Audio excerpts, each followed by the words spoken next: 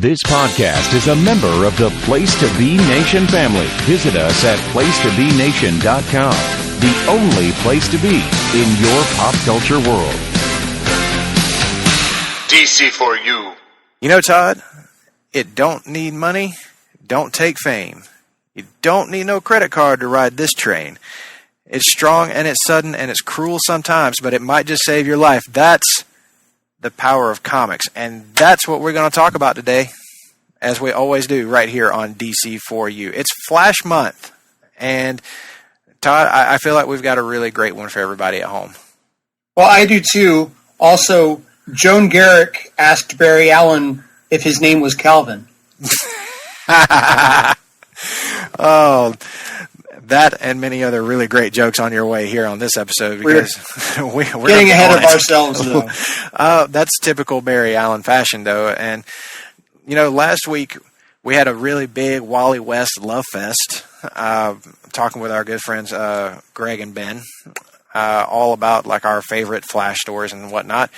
Well, this week we decided to do something completely different and read a Flash story that neither Todd nor I have read, but is considered a seminal classic in the Flash's pantheon, and it is a story all about Barry Allen, the Silver Age Flash, the guy that didn't get a whole lot of love on the old Flash 1 Hour special we just did. But this story is a very popular one. It is Flash 123 from 1961. This is the first meeting of Barry Allen and the Golden Age Flash, Jay Garrick, in a story famously titled The Flash of Two Worlds. Yes, this is the definition of a significant comic. It absolutely is. I have a hard time imagining, a more iconic Flash cover than this issue has, where you have it looks like a construction worker is about to be hit by a steel girder, and he's calling out for Flash to help him. And on either side of this brick wall that he's facing, you have the Silver Age Flash, Barry Allen, on one side, and the Golden Age Flash, Jay Garrick, on the other, running towards the same person. I love this cover. I don't know about you, but this is one that's like, man, this has been recreated so many times. Yeah, including the CW Flash TV series did a promo using their Barry Allen. Yep. And then who we thought was their Jay Garrick at the time. That was a really cool thing that they did on that show to homage this cover.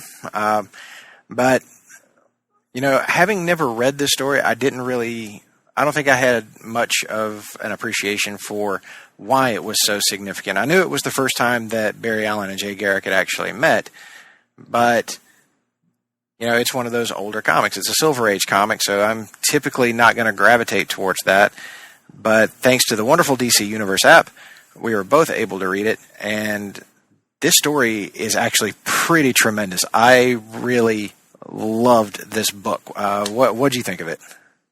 You know, it's a great example of the earnestness of the early Silver Age.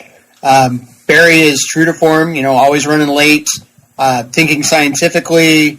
You know, it's just classic Gardner Fox written Barry Allen. And, you know, he is always kind of feeling like he's letting Iris down and just thinking, being the definition of goodness. I like to think of him as the John Glenn from The Right Stuff of the DC universe. You know, just this. Now, I don't want to say goody two shoes. I'm just going to say a very sincere, good person who's always trying to help. You know.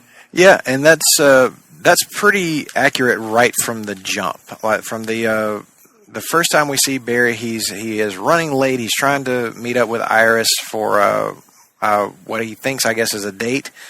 And as it turns out, no, she's putting on this charity for children, or like put on this like charity like entertainment show for children. And the magician who was supposed to be performing for them didn't show up. So of course, Barry, being Barry, is like, oh, I'll help. I'll go get the Flash, and he'll entertain the children. Of course, Barry having to excuse himself from the situation is like, well, now what do I do? Like I have to, Yeah. I've put myself in this situation. And, but to his credit, he comes back and he performs the magician's routine by performing what appears to be magic tricks just at super speed. But first he plays tennis against himself. Yes. Which, if that's not a euphemism, I don't know what is. Yes, he's expert ball handler. Yes. And the thing that we see him do that all this culminates in is he does a rope climb for a rope that seems to be suspended into nothing. But what he's doing is vibrating really fast and also climbing this rope at super speed to make it look like he's climbing a magically suspended rope. But all that vibrating has him slip between the vibrational frequencies of worlds, and he winds up in Keystone City, which is on Earth 2.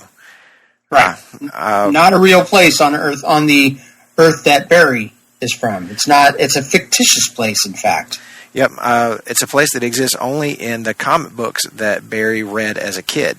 And the same goes for its most famous inhabitant, Jay Garrick, the Flash of the 1940s, who, since this is all happening in the same year that Barry is from, 1961, this Flash, Jay Garrick, has long since retired. Right. He retired in 1949, which is the year that the Flash comic stopped coming out in the real world. And that, like, it's kind of interesting that they phrase it the way that they do, because Barry tells him that the writer of those Flash comics that they named Gardner Fox was like getting those stories through dreams, and apparently, Barry surmises that it was probably him having a mind to actually see into this other world while he's asleep, and that's how he's telling this Golden Age Flash's stories. But what I really dug most about this issue was that interaction between Barry and Jay. I thought that the way they were written together was absolutely great. It was like these two guys who both have super speed. You can tell that they've probably never talked to another person who has super speed before. So immediately they relate to each other, and it's like, okay, these are there's none of that stereotypical stuff that we get today where you have the heroes meet, have a misunderstanding, fight, and then team up. Nope. These two are immediately on the same page and are ready to team up from the jump. And it is awesome. I absolutely loved the chemistry between these two, and it kind of gave me it's a little toned down in the storytelling methodology of it all, but I got some real Back to the Future vibes during all this. With Barry seemingly being kind of stuck in this world, not entirely sure how to get back, and needing to seek out the help of someone who's kind of responsible for his existence in a way, or his being there in a way, I guess. It's an interesting interpretation of the story, but that's what I got from it. Now, okay. But how did you view it? How did that read for you? Well, I think just looking at it somewhat academically, you get your origins for both the characters. Mm-hmm. You get Barry explaining everything going on, showing up at... So say, I'm trying to think of something I can relate to that's a fictitious universe. Barry ends up in a book, basically, that he's read. The stories of his childhood, the world that he has only read through comic books, and where he drew his inspiration from, but he's all fine with it. It's like he doesn't acknowledge it as being just something totally weird about it. He seems somewhat okay with the whole situation. He knows just what to do.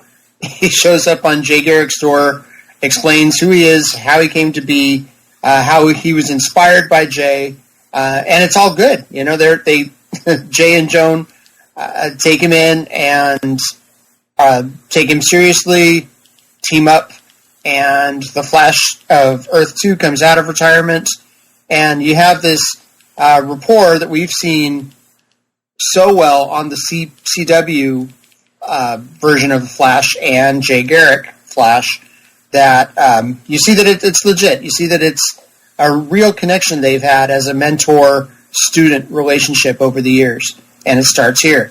Now, I think there are some things about the book that are also very, very important we should point out. There wasn't a multiverse before this book. That is very true. This book is a major milestone, not just for the Flash, but for DC Comics. Yep. So much is going to happen as a result of what goes on in this book. So it's laying the groundwork for some pretty big stories coming down the pipe.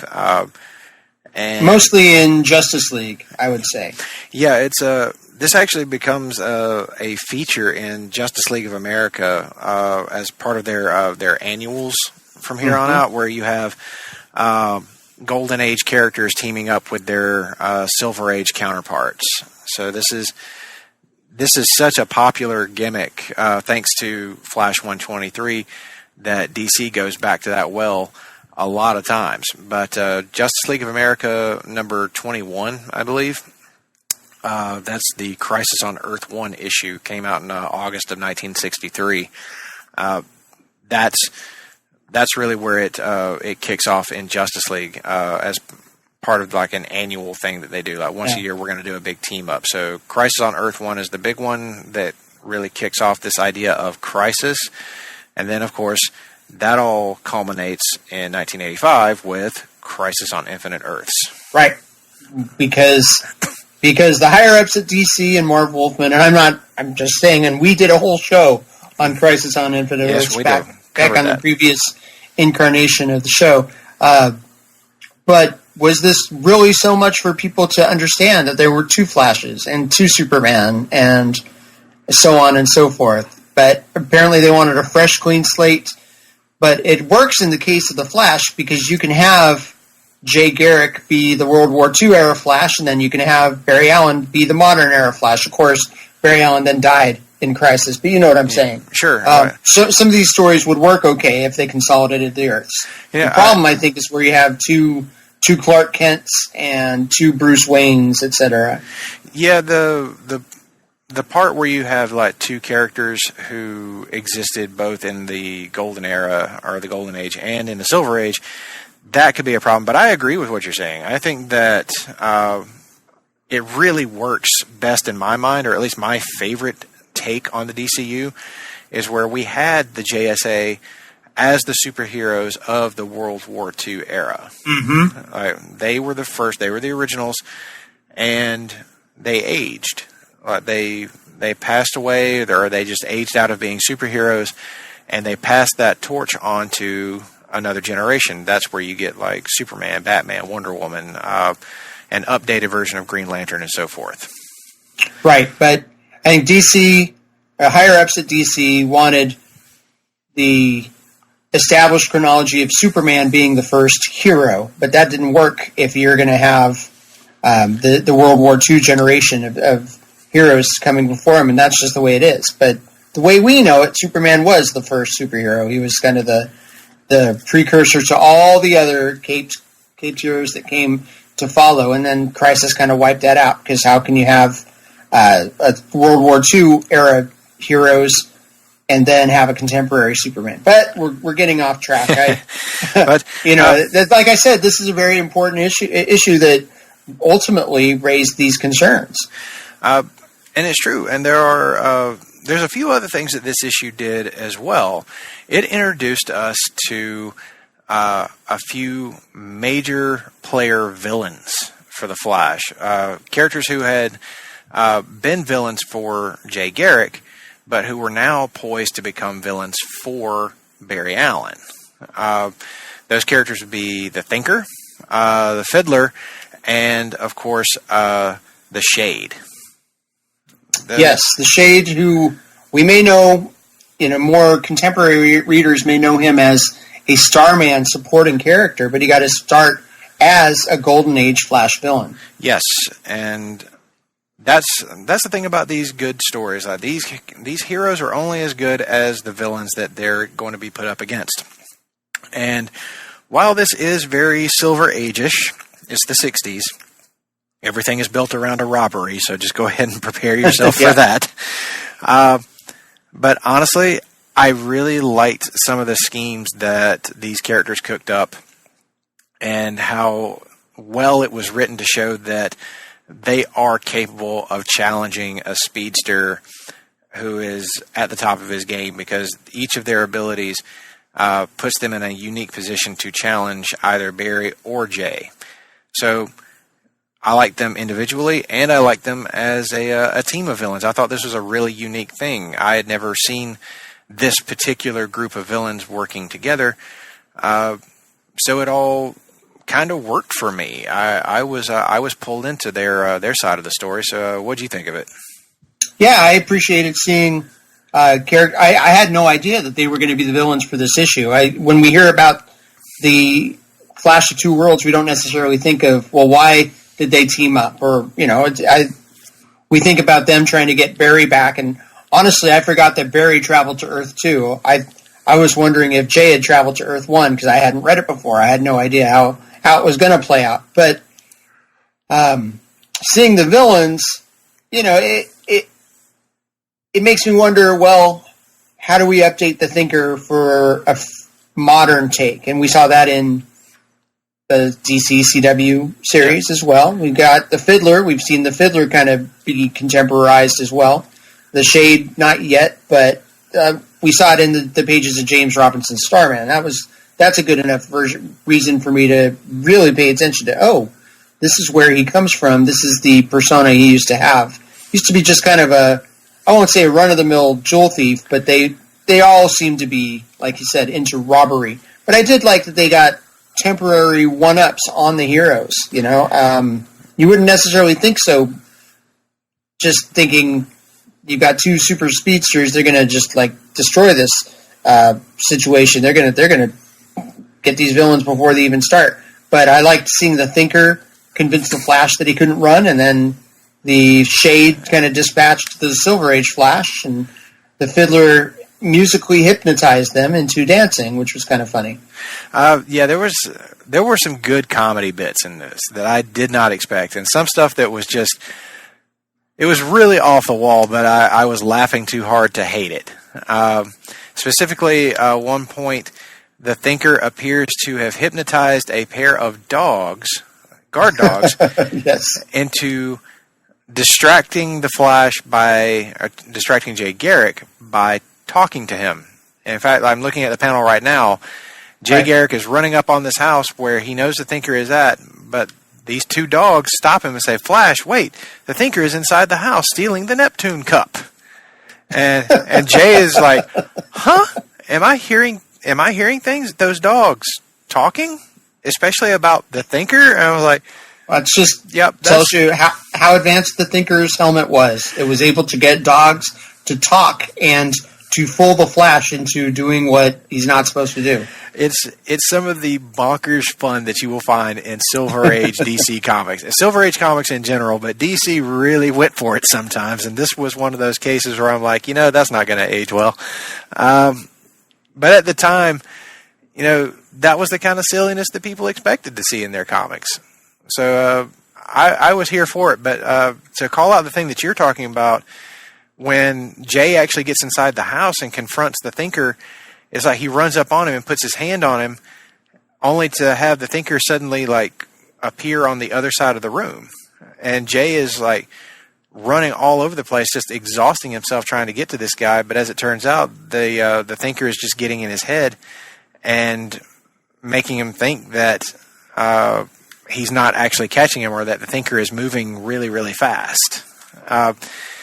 And to me, that was some really smart use of this character and what his contraptions can do.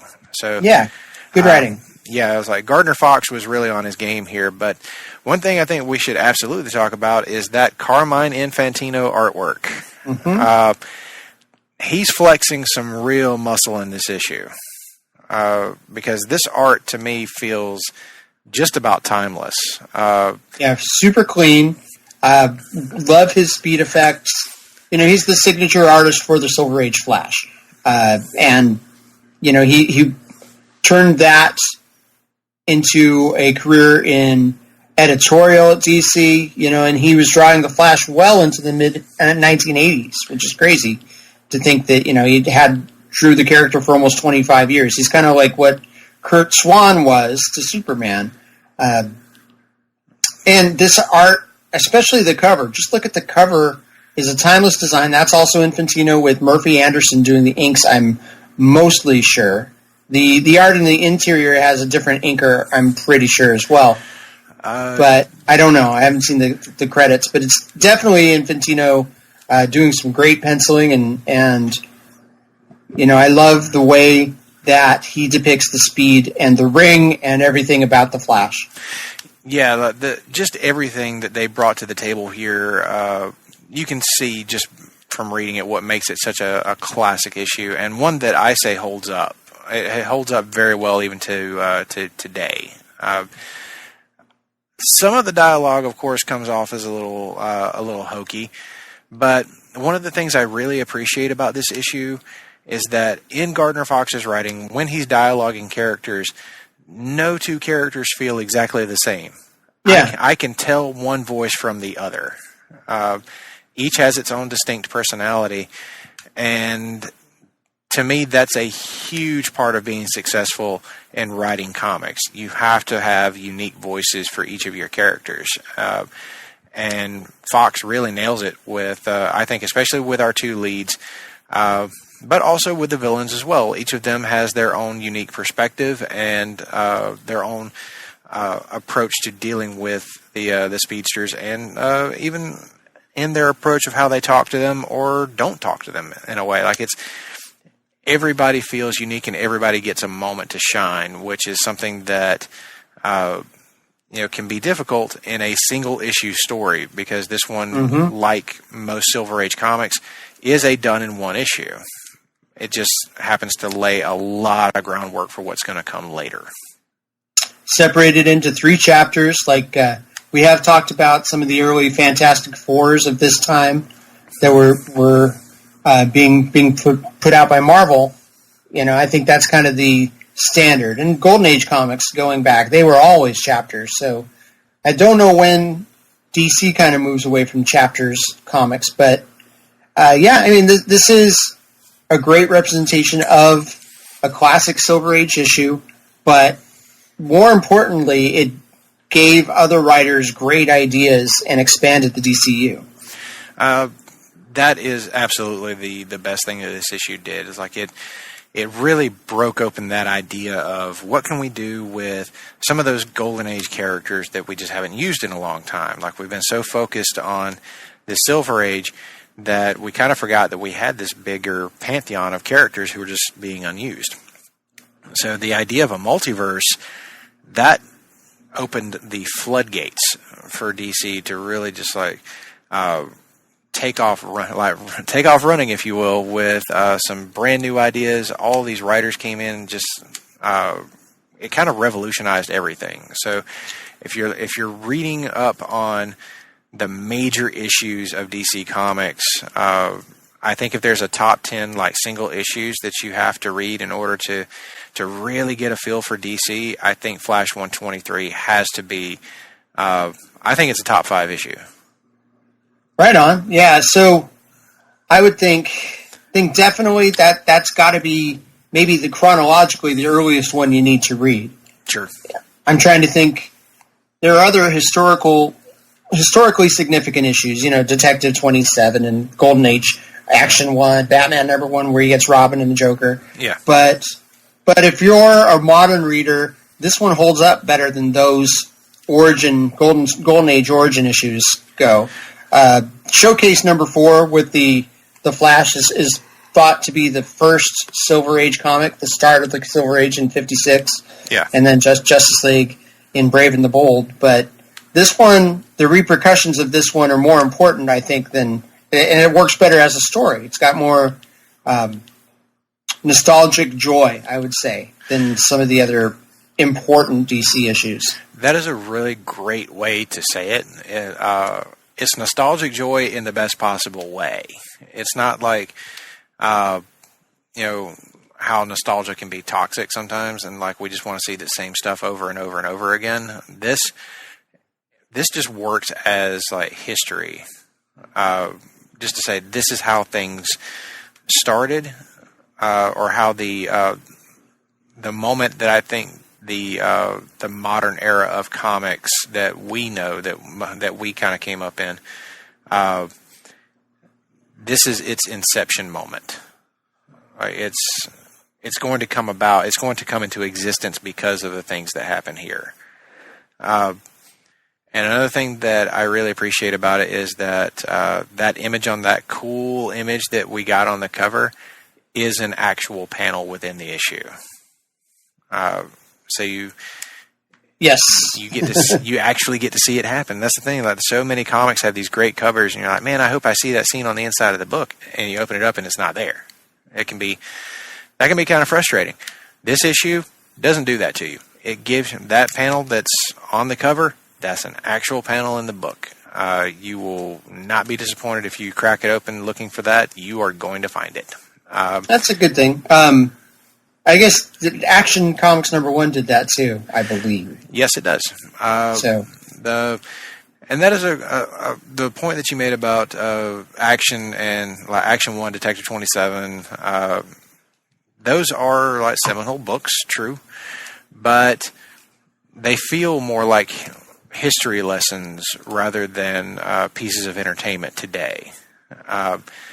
Whereas this comic we just read, Flash 123, absolutely entertaining. Like, you will crack this open and you will love what you get. It is so much fun to read, and I've never been much of a Flash fan. I'll freely admit that. But so far in this Flash month, I'm really starting to come around on this character. I'm really starting to get into some of his stuff. I've continued on reading Mark Waid's Flash run. I started from the beginning, and I'm continuing on. And then cracking this open, I'm starting to think maybe I do like the Flash a lot more than I thought I did. Well, I'm just going to say avoid the trial of the Flash, no matter what. I'm trying to find the right word. I implore you, Russell, don't track down and read that. If you want to read some good later Barry Allen stories, you certainly have it in Crisis number 7. I'm sorry, Crisis number 8. There are some other things I can think of that he was used very well in, like that Brave and the Bold we talked about. Sure. But with Ben last week. So I would say Barry Allen's got a lot going for him. And when we talk about the first real live-action version of Barry Allen next week, we'll talk more about what works and what doesn't in a Barry Allen story. Yeah, and I'm glad you segued to that, because this is I think that's as good a place as any to close out this episode of DC4U. Hell of a time getting into this book and reading it, Todd. I'm glad we picked this one. This was a tremendous read, highly recommended, I think, from both of us. For all you listeners out there, go check out Flash number 123 from 1961 on the DC Universe app. Tremendous book that has huge repercussions down the line. And, of course, you've probably seen that iconic cover in all sorts of places. It's been referenced in a lot of other books from DC and from other places. Like, I believe it was Dark Horse Presents number 67 from November of 1992. It homages that cover. What characters did it use? I forget which characters it was, but I know that it used that cover. You keep talking and I'll look it up. Yeah, Impulse 70 from March 2001 also did it. And, I just remember Flash Rebirth number 5, January 2010, and Flash number 9 from October of 2016, which was part of the Rebirth reboot. Both of those big issues, they used that cover, or homaged it anyway. And even another version, even another issue of Flash actually later in the 60s from 1964, number 147 calls back to that cover as well. So I don't know what this book sells for now. I know it's a pretty expensive issue. The most recent information that we have on that one is that in 2004, a near mint copy of this issue sold at a heritage auction for $83,000. Goodness gracious. Yeah, that's a lot of money. So if you are sitting on a copy of Flash 123, you could be sitting on yourself a gold mine. So. For reference, that Dark Horse Presents that gave homage to this was called The Predator of Two Worlds, and it had the Fox property, The Predator, on one side, and I don't know, it had another Predator, but it doesn't look like any Predator we know, so I'd have to read it to find out.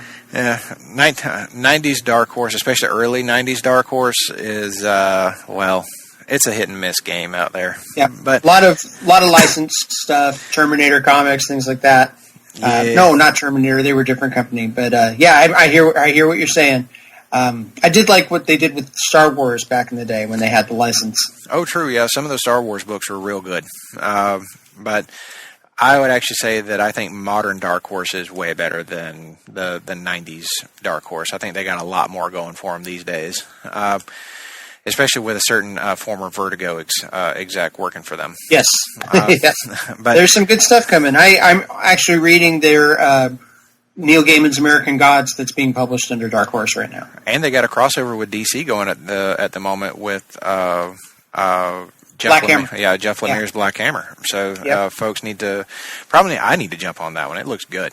But anyway, folks, that's all we got for you for this episode. We hope you've enjoyed this trip down memory lane to Flash 123. And come back next week because, as Todd said, we're going to get into it with a look at the pilot episode of 1990's live-action Flash TV show. Oh boy, this is going to be a good one. It's certainly something. So, until then, we will see you next time. DC4U.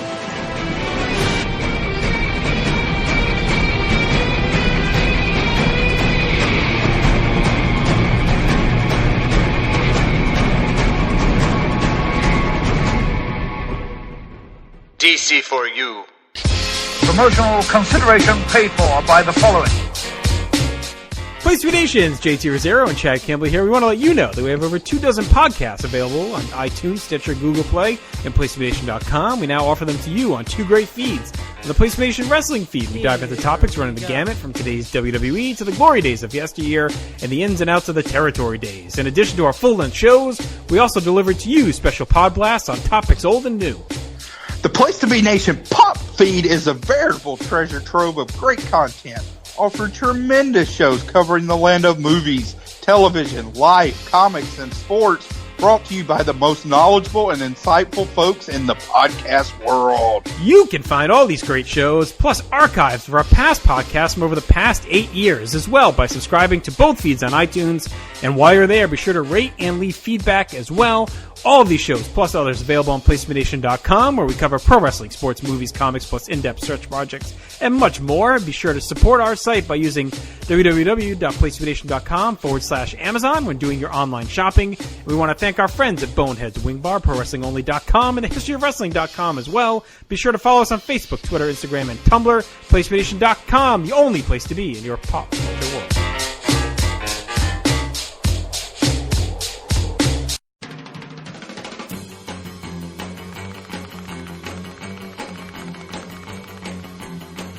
Hey, Place to Be Nation, thanks for listening to DC4U. This is, again, the manager, and I'm here to tell you all about the great shows, wonderful content on PlaceToBeNation.com on both of our podcast feeds. Starting off on the Place to Be Nation Pop feed, check out our weekly shows.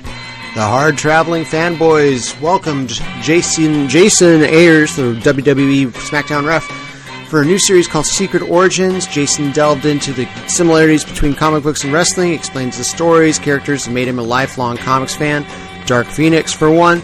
On their next episode, the following week, the Hard Traveling Fanboys counted down the top animated DC movies.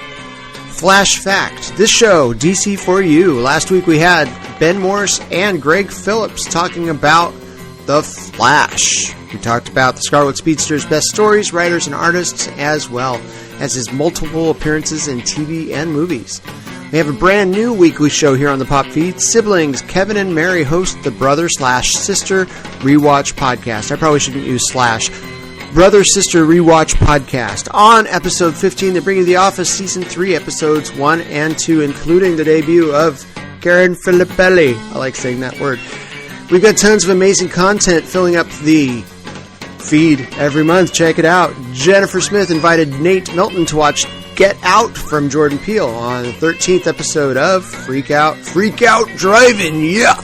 On a new Looking Forward, Looking Back. Speaking of Jennifer Smith, she was there to join host Andy Atherton as well as Tim Capel and Scott Criscolo. They previewed the upcoming fall and winter movie releases.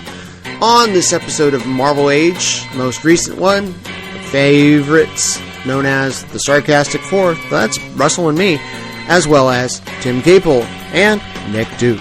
Take a concentrated look at roughly one-third of the most significant of Marvel's output throughout 1972, including horror titles such as Werewolf by Night and Tomb of Dracula. We have a small screen companion to Pop Goes to the Movies. Enjoy the premiere episode of Pop Goes to the Couch, spotlights a current series on the worlds of TV or streaming media. On the first edition, Glow, third season takes the stage with your hosts JT Rosero, Jennifer Smith, and Tim Capel. That was a great third season of Glow. I don't like Debbie anymore. She screwed JJ. Anyway, Jenny and Miranda, there's another Jenny, run down the comprehensive list of new and returning TV shows for the fall in the latest Geek and Sassy. They also announced a brand new give it away now contest, so be sure to listen, stay tuned to their social media, follow them on the Twitter, etc. for details. We have PTBN Sports Pod. It's This Week in the NFL featuring Roger Morissette, J. Arsenio D'Amato. Speaking of JT, he was just on the latest episode of Talkin' Pop to talk weight loss, religion, and politics with Tim and Jenny. Greatest Song of the 80s tournament continues. We're down to 64 songs and shrinking. There will be 4 polls a day. Just like us on Facebook, PTBN's Greatest Song of the 80s tournament. Vote. Get in there. Over at Wrestling, we've got lots of stuff going on. We've got the Place to Be Mothership. Scott Criscolo, JT Rosero. They've got Kelly Nelson, who's been on the show a bunch of times. Great guest. Look at the final MSG house show of the 1980s. Show called No Holds Barred. There we go. It's back. JT and Aaron, that's Aaron George from Canada. He is talking AEW, NXT UK, Wednesday Night Wars. They talk about the Neville Brothers, and then they play a game of Pulled and Push. Neville Brothers, huh? I don't know much about the Neville Brothers.